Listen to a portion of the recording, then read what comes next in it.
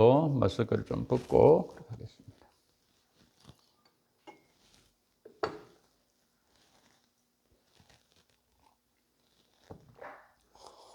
과거에는 시골에서 우물이나 샘에서 물을 길러다 먹었습니다.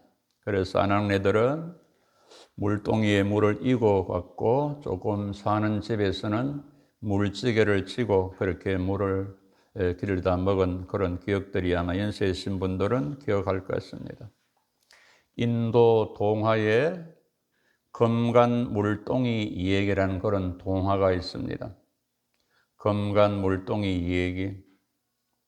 어느 물찌개꾼이 한쪽에는 성한 물동이, 또 한쪽에는 금이 간 상한 물동이를 나란히 메고 매일매일 아침 물을 길러다 놓았습니다. 그런데 금이 간 상한 물동이 쪽은 제 아무리 물이 넘치도록 부어도 집에 오는 길에 물이 새어 결국 남은 물은 반 통밖에 되지를 아니했습니다. 그래서 금이 간 물동이가 물찌개꾼 주인에게 말합니다. 저는 성한 물동이와 비교해 보니까 제 몫을 다 감당하지 못해서 대단히 부끄럽고 미안합니다. 그러자 물찌개꾼 주인이 말합니다. 이따가 집에 돌아갈 때에 길가에 피가 있는 그 꽃들을 한번 보라고 말합니다. 이 말을 듣고 금이 간 상한 물동이가 밖을 보니까 예쁜 꽃들이 피어 있는 것입니다. 꽃이 반대편에는 없고 네 쪽에 있는 것을 네가 분명히 네 눈으로 확인했지? 나는 길가에 꽃씨를 심었고 우리가 우물가에서 돌아올 때마다 네가 꽃씨에게 물을 주었지. 네가 아니었다면 이렇게 아름다운 꽃들을 볼 수 없었을 거야.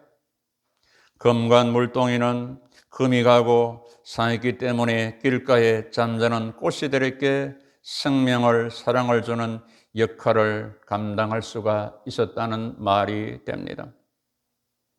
나의 육체적인 약함, 지적인 한계, 정서적인 아픔, 영적인 상처, 마음의 상함에도 불구하고 하나님의 섭리 가운데 우리에게 주어진 독특한 목적을 달성할 수 있다는 사실을 우리에게 보여줍니다. 물동이의 약점이 강점이 될 수 있듯이 금이 가고 상처가 있어도 오히려 그것을 지녔기 때문에 우리는 하나님의 은총의 도구가 될 수가 있다는 말이 됩니다. 지금 우리가 배우고 있는 요셉이 이러한 모습을 보여주고 있는 것입니다. 그 마음의 상함이 성한 형제들보다 더 성할 수 있다는 사실을 우리에게 보여줍니다. 여러분들이 TV를 통해 수십 년간 헤어져서 생사를 모르고 살다가 가족들이나 지인들을 만나 서로 부둥켜 안고서 우는 눈물겨운 그런 장면들을 과거에 아마 보신 적이 있을 것입니다. 그러한 장면들을 보면 마음이 짠하지 않습니까? 본문에서도 요셉과 그 형제들이 22년 만에 극적으로 서로 만나 우는 감동적인 그런 장면을 보게 됩니다. 요셉이 17살 어린 나이에 버림받아서 부모 형제 고향 떠나서 온갖 고생 끝에 30세의 총리가 되어 22년 만에 형제들을 만났으니 얼마나 감격스러웠겠습니까? 요셉은 그 정을 억제하지 못하고 방송대고하여 목 놓아 울었습니다. 얼마나 크게 울었는지 궁중 밖에까지 다 들렸습니다. 드디어 요셉은 자기의 신분을 밝히게 됩니다. 형님들, 나는 당신들이 애굽에 판 동생 요셉입니다. 얼마나 형님들이 놀라고 당하고 어리둥절을 했겠습니까? 그동안에 지나온 모든 사연을 듣고 요셉과 베냐민이 목을 감고 또 서로 울고 합니다.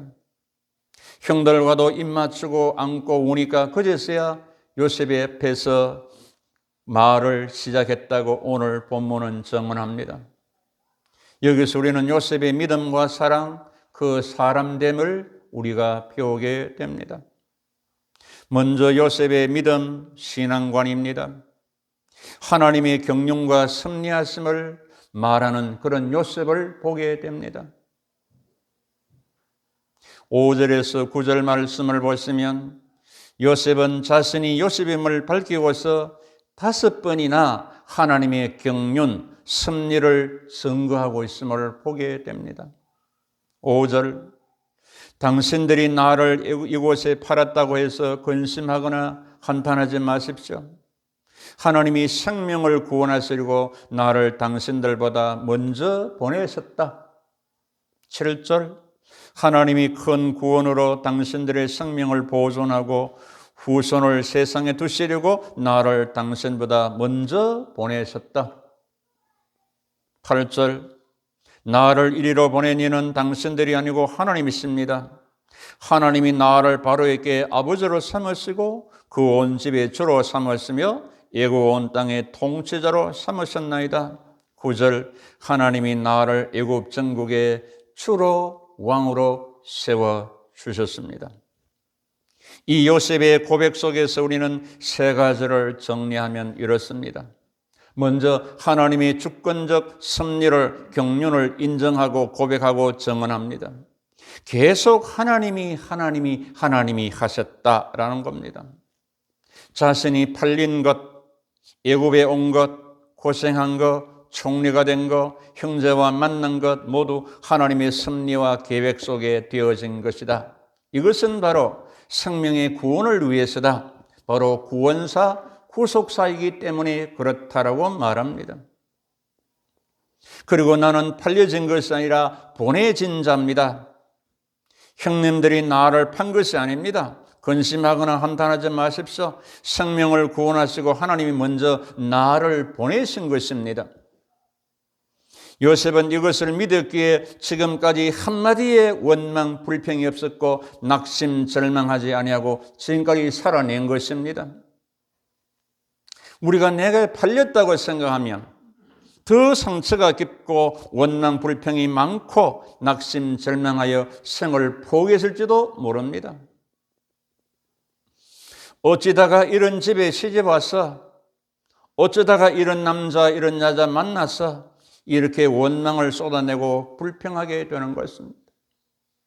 그러나 하나님이 보내셨다, 하나님이 짝지어 주셨다 이렇게 생각하면 마음이 편한 것입니다. 어려움을 극복하고 좋은 날을 바라보면서 여기면서 그걸 극복하며 살아내는 것입니다. 역사를 보는 시각에는 일반적으로 세 종류가 있습니다. 간단히 정리합니다. 먼저 숙명론적으로 보는 시각, 숙명론적 역사관이 있습니다. 모든 것 운명으로 생각합니다. 팔자소관으로 생각합니다. 성공이나 실패의 원인을 분석하지 않고 되는 대로 사는 것이 최선이라고 하고 사는 사람들입니다. 두 번째, 이성론적으로 보는 시각입니다. 이성론적 역사관입니다. 역사적 사건을 꼼꼼히 따져보고 논리적, 과학적으로 증명하려고 합니다. 그래서 매우 분석적이고 정확한 판단력을 가지고 있습니다. 그러나 세상 일이란 그렇게 논리적으로, 과학적으로, 이성적으로만 해석할 수 있는 것은 아닙니다. 세 번째, 섭리적으로 역사를 보고 이해하는 것입니다. 이는 기독교적인 역사관은 모든 역사적인 일을 하나님의 섭리로 그렇게 보고 접근한다는 것입니다. 섭리적인 사관을 가진 사람들은 그 일을 허용하신 하나님의 뜻을 묻고 겸손하게 하나님을 신뢰하고 협력하여 선을 이루심을 믿고 살아내는 것입니다. 요셉의 신앙과 리더십은 섭리적 역사 이식에 바탕을 두고 있다는 말입니다. 그리고 나의 나 된 것은 하나님의 은혜라는 고백입니다. 내가 바로의 아비가 된 것, 왕이 된 것, 온 집의 주가 된 것, 전국의 주가 된 것, 애굽의 통치자가 된 것, 하나님이 세워주신 것입니다. 내가 잘나서 된 것이 아니고 하나님의 은혜입니다라는 것입니다. 바울도 이런 고백을 했습니다. 나의 나 된 것, 하나님의 은혜로 된 것입니다. 고생한 것도, 헌신한 것도 하나님의 은혜였다고 고백했습니다. 이런 은혜의 고백은 신앙의 고수들의 공통된 고백임을 우리는 알게 됩니다. 수준이 높은 신앙인들의 고백입니다. 모든 것이 하나님의 은혜라는 것입니다. 그리고 하나님의 섭리와 계획을 믿고 사는 사람은 원수가 없습니다. 용서의 사람이 됩니다. 요셉은 형제들을 말로서 용서를 선했습니다. 그리고 행동으로 사랑하고 있습니다. 그러니까 전체적으로 전형적으로 완전히 용서하고 있는 것입니다. 사실 인간적인 면에서 요셉은 한 맺힌 사건과 상처, 고생, 환난임에도 불구하고 올 형제의 목을 안고 입 맞추고 웁니다. 형님들 나를 팔았다고 근심하거나 한탄하지 마십시오. 생명을 구원하시려고 하나님이 하신 것임이라고 위로하고 배려하는 요셉의 넓고 깊이가 있는 신앙과 그 마음씨를 우리는 보게 됩니다. 그러면서 요셉은 양식과 옷을 여러 물품을 주면서 부탁합니다. 형님들 아버지께로 돌아가시면서 서로 다투지 마십시오. 제발. 왜냐하면 아버지 앞에 가서 그간 범죄 행위가 들통나면 네가 잘했니 내가 잘했니 싸울까 봐 미리 통찰력을 가지고 그렇게 부탁하고 있다는 말입니다. 요셉은 12아들 중에 11번째였지만 형님들보다 더 형님 같은 신앙이고 마음이 있는 것을 보게 됩니다. 마음이 넓은 사람이었고 요셉 자신의 일 때문에 형제 간의 의가상을 봐서 미리 부탁을 하고 있는 것입니다. 형제들로부터 버림받고 그 모진 고생을 하면서 살아온 인고의 세월이었지만 모든 상처를 뒤로하고 형제들을 용서하고 위로하고 배려하는 요셉의 마음이 곧 예수의 마음입니다. 그래서 성경은 이 마음을 품으라 곧 예수의 마음이다. 요셉은 11번째 아들이었지만 신앙과 마음 씀씀이는 1등이고 마지 같았고 장자 같았습니다. 요셉이 이렇게 신앙적으로 성숙할 수 있는 것은 바로 고난 속에 숨겨진 하나님의 섭리를 알고 믿고 고난을 이긴 신앙이 있었기 때문에 그렇습니다. 우리는 고난을 통하여서 신앙의 깊이가 깊어집니다. 인격의 넓이가 넓어집니다. 사랑의 높이가 높아지는 것입니다. 고난을 통하지 않으면 이런 것은 할 수가 없는 것입니다. 그래서 시인은 말합니다. 고난당한 것이 내게 유익이다. 주의 율례를 깨닫게 되었다. 하나님의 섭리를, 계획을, 법도를 깨닫게 되었다. 그 고난을 통해서 우리는 편한 것만 좋은 것 같지만 그렇지 않습니다. 지난날의 고통, 고난, 고초 속에서 하나님의 섭리가 있었음을 알게 되는 것이 곧 은혜라는 말입니다. 용서는 꽉 묶여있는 것을 풀어준다는 그런 뜻을 가지고 있습니다. 용서하지 못하면 자신이 정서적인 감옥에, 미움의 감옥에 갇혀서 자신이 더 고통스러운 감옥 속에 갇히고 묶이게 되어서 살아갈 수밖에 없습니다. 그래서 용서하고 풀어줄 때 자신이 풀리고 자유하게 되는 겁니다. 요셉은 형제들 용서함으로 원수가 없고 자유했습니다. 케이체퍼 노이드라는 심리학자는 우리 사람들에게는 6가지 감옥이 있다 그랬습니다. 이 감옥에서 나와야 진정한 평안이 있다. 첫 번째, 자기만이 잘났다고 생각하는 자기 도취의 감옥이 있다. 그래서 다른 사람이 소중히 보이지 않는다는 겁니다. 두 번째, 다른 사람이 나쁜 점만 생각하게 되는 비판적 감옥이 있다. 많은 장점을 보지 못하고 꼭 단점만 보고 지적한다. 세 번째, 항상 세상을 암담하게 보는 절망의 감옥이 있다. 만사를 희망, 긍정으로 보지 않고 절망, 부정적으로 보는 사람. 네 번째, 옛날만을 황금 시대라고 생각하고 과거 지향적인 감옥. 오늘은 나쁘고 어제는 좋았다고 합니다. 옛날이 하는 사람. 다섯 번째, 다른 사람의 것만 무조건 좋게 여기고 그런 여기는 선망의 감옥이 있다. 자의 것은 좋지 않고 나의 것만 새롭게 보는 그런 감옥. 여섯 번째, 다른 사람이 잘 되는 거 그냥 보지 못하고 정하고 시기하는 질투의 감옥이 있다 그랬습니다. 이런 것에 매여 있거나 갇혀 있으면 평강이 없다. 이런 것에서 나와야 자유해야 진정한 평안이 있다라고 말하고 있는 것입니다. 요셉은 애굽에 종살이 할 때 애굽에 있을 때 이미 영혼은 자유했고 인정받고 하나님의 은혜가 임했습니다. 그것이 오늘 형제들을 만나서 용서하고 사랑하는 것으로 나타나고 있는 것입니다. 지금까지 그래 살아왔다는 겁니다. 그리고 요셉은 삶의 현장에서 성실히 최선을 다함으로 주위로 사람들로부터 인정을 받는 생활 신앙이었습니다. 교회에 왔으면 신앙생활을 잘하는 것이 아니라 삶의 현장에서 교회를 벗어나서 내 삶의 현장에서 신앙생활을 똑바로 했다 이 말입니다. 보디발의 집에서 종으로 충성함으로 인정받아 가정 총무가 되었죠. 감옥에서도 충성되게 일 잘함으로 모범수로 인정을 받고 꿈을 해석했지 않습니까? 그동안 요셉이 애굽에서 총리가 되어 어떻게 살았는가 애굽 사람들의 반응을 보면 알 수가 있습니다. 요셉의 형제들이 왔다는 소문이 바로의 궁전에 전해지자 왕과 신하들이 모두 기뻐했습니다. 이때 바로가 요셉에게 말합니다. 16절부터 20절까지 내용입니다. 양식을 싣고 가서 가족을 이끌고 내게로 오라. 내가 너희에게 애굽 땅 중에서 아름다운 것을 주겠다. 너희가 기름정을 먹으리라. 애굽에 좋은 가구들이 있으니까 쓰던 가구들은 안 가져와도 된다. 이 정도로 요셉이 인정받은 것입니다. 삶의 현장에서 신앙생활을 똑바로 했다는 말입니다. 오늘 우리에게도 이런 것들이 필요합니다. 우리에게 찬송받고 은혜 받았다. 그것으로 끝나는 것이 아니라 세상 밖에 나가서 신앙생활을 우리는 바로 해야 된다는 말입니다. 요셉은 바로가 명령한 대로 형들에게 수레를 주고 양식과 애굽에서 제일 좋은 물품과 음식을 가지고 돌아가게 했습니다. 이걸 보면 요셉이 바로왕 신하 백성들로부터 존경과 신임을 받고 있음을 우리에게 가르쳐 주고 있는 것입니다. 그리스도인은 성실과 진실, 정직의 삶을 통하여 주위로부터 인정을 받아야 됩니다. 희생과 헌신의 삶을 통하여 주위로부터 존경을 받아야 됩니다. 빛과 소금, 향기로 삶을 살아내야 된다는 것입니다. 초대교회 교인들 백성으로부터 칭송을 받으니까 구원받은 자가 많아졌다. 칭송을 받아야 된다.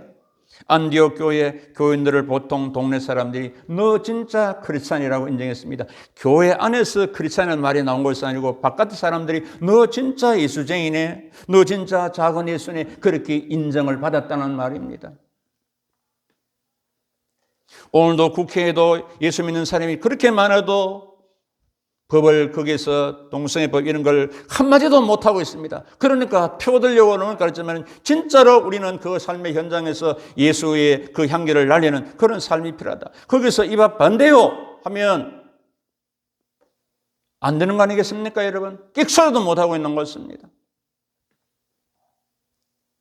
그러므로 이런 말씀 앞에서 나는 주위 사람들, 동네에서 직장으로 해서 인정받고 존경받고 있는가?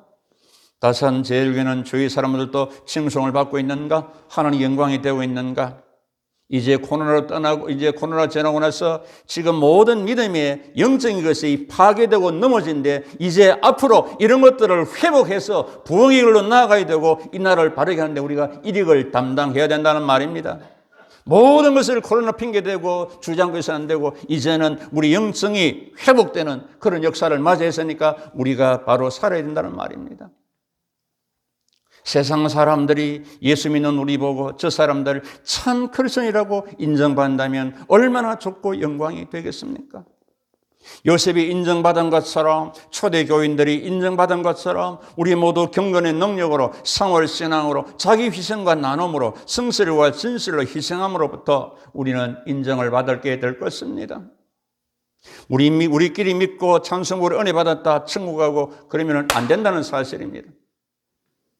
비록 시골에는 조그만 교회지만 우리는 영적인 힘을 경건의 능력을 가지고 우리는 이 세상을 이기며 나가야 된다는 사실입니다. 그래서 예수님께서 너희 빛을 사람의 앞에 비치게 하라. 저희로 너희 착한 행사를 보고 하늘에 계신 너희 아버지께 영광을 돌리게 하라. 그렇게 말씀하고 있습니다. 그리고 본문을 통해서 깨닫게 되는 거 중요한 영적인 진리가 하나 있습니다. 그것은 바로 예수님이 홀련히 오심으로 항상 깨어서 준비해야 된다는 겁니다. 이미 복음적으로 요셉은 예수를 예표한다고 그랬습니다. 그런데 요셉으로부터 지금 요셉의 형들을 보십시오. 자기들이 아무 공로가 없어서 영광을 받고 있음을 보게 됩니다. 형제들은 죄와 허물 뿐이었습니다. 그런데 요셉으로부터 아무 공로 없이 용서받아 영광을 얻고 있는 것입니다. 우리도 마찬가지입니다. 아무 공로 없이 은혜로 용서받고 영광 얻게 되었습니다. 나 같은 죄인 살리신 주 은혜 놀라와 잃었던 생명 찾았고 광명을 얻었네. 나 같은 죄인이 용서함 받아서 주 앞에 옳담 얻으면 확실히 믿기는 어린 양 예수의 그 피로 속죄함을 얻었네. 요셉의 형들이 요셉을 홀려니 갑자기 생각지 않은 때에 만난 것처럼 우리도 생각지 않은 때에 예수를 만나게 될 것입니다. 120세까지 살고 있지만은 강수영 같은 사람은 56세가 돼서도 풀러가지 않습니까? 무조건 오래 산다고 언제 내가 주님이 분을 받을지 모른다는 사실입니다. 우리도 생각지 않는 때에 예수를 만나게 될 수도 있다는 사실입니다. 그래서 마태복음 25장에서 그러므로 깨어있으라. 어느 날에 너희 주가 임할런지 너희가 알지 못함이라. 너희도 준비하고 있으라. 생각지 않은 때에 인자가 오리라. 깨어있으라. 준비하라. 누가복음 21장 너희는 스스로 조심하라. 그렇지 않으면 방탕함과 술취함과 생활의 염려로 마음이 둔하여지고 뜻밖의 그날이 득과 같이 너희에게 임하리라. 이러므로 너희는 장차 이 모든 일을 능히 피하고 인자 앞에 예수 앞에 서도록 항상 기도하며 깨어있으라고 성경은 우리에게 말씀하고 있는 것입니다. 그럼 우리는 이 시대에 시시하게 예수 믿는 그런 시대가 아니라는 사실입니다. 우리는 준비, 예비하고 있다가 깨어있다가 만나야 되겠다는 말입니다. 여러분, 우리는 그날이 올 것을 기대하면서 예수 만날 것을 소망하면서 나를 향하신 하나님의 섭리와 경륜을 따라서 고난 속에 숨겨진 하나님의 은혜를 믿음으로 알고서 사람 관계에서 용서와 사랑으로 성실과 진실함으로 살아 주위 사람들로부터 인정과 존경을 받으시고 언제 주님이 오셔도 반갑게 맞이할 수 있는 준비된 여러분들의 생활 신앙이 되시기를 합력하여 선을 이루시는 주 예수 그리스도의 이름으로 축복하고 축원합니다. 기도합니다.